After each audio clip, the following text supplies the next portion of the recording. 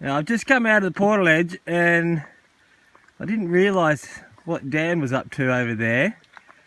He's pulled the hammock out last night and he slept round the corner from me. Here's my very comfortable treehouse, and that is a version that is less comfortable.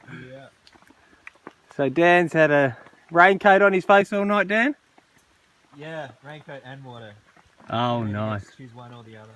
Oh dear.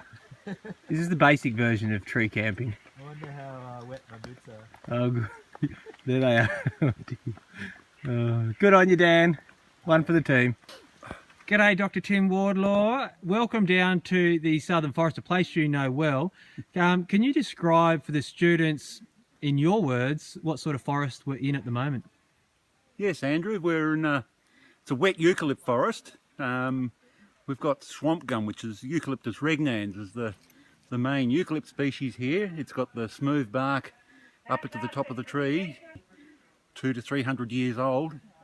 They've got broken crowns. They're very big.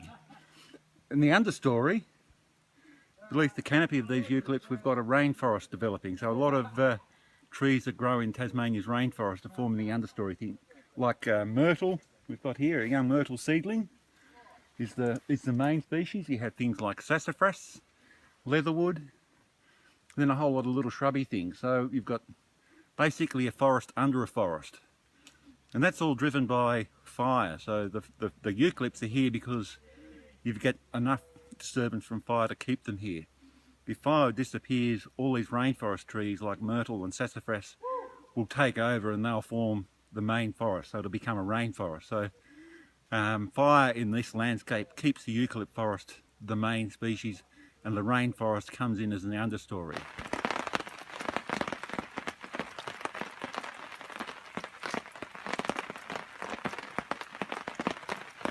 So, Tim, you've just explained to us, and I'd love to share this with the students, about what you've seen on the base of the big tree that's right beside our climbing tree. Can you explain what you found here? Yes, Andrew, this is a bracket fungus. We've seen them before.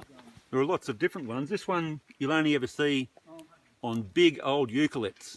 So this is it's got a name, it hasn't got a simple name. We only know it as Phelinus wahlbergii, but it's a native fungus, and you won't find it on young eucalypts. You'll only ever find it on very old eucalypts that have got big buttressy roots. And what you see here is just a bit like the flower. It's the fruiting body. The main body of the fungus is actually in the wood behind us, in the tree, and it eats through the wood. So it's got chemicals that allows it to dissolve the wood, and it feeds on the dissolved wood. So the wood behind this fruiting body is going to be very rotten. Eventually, that rotten wood will get so severe that the tree will eventually fall over.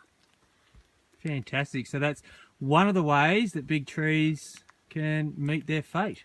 This is a good way. Good way. Big trees are hollow, and fungi like this are the reason why they get hollow. Fantastic. Thanks, Dr. Tim.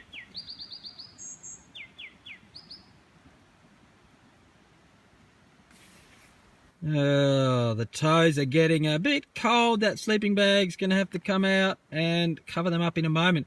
The rain's gone, which has brought the cold air in behind it. I'm back up the tree. We've been on the ground all day. Had visits from Dr. Tim Wardlaw over, I think, 35 years, doing forest science for forestry in the University of Tasmania. And great to hear from Tim and his deep understanding of these forests in this place. And Jimmy from Beards On, who are raising money to shave their beards off to plant trees up in the rainforest of the Daintree. So he came down to visit Steve today. And Dan, he survived his night in the soggy cigar beside me, the treehouse hammock, and he warmed up and dried out. But they've all gone home. Steve, Yoav, Dan, Dr. Tim and Jimmy have all left. So I'm up here tonight on my own. It's been a great day though. See you tomorrow.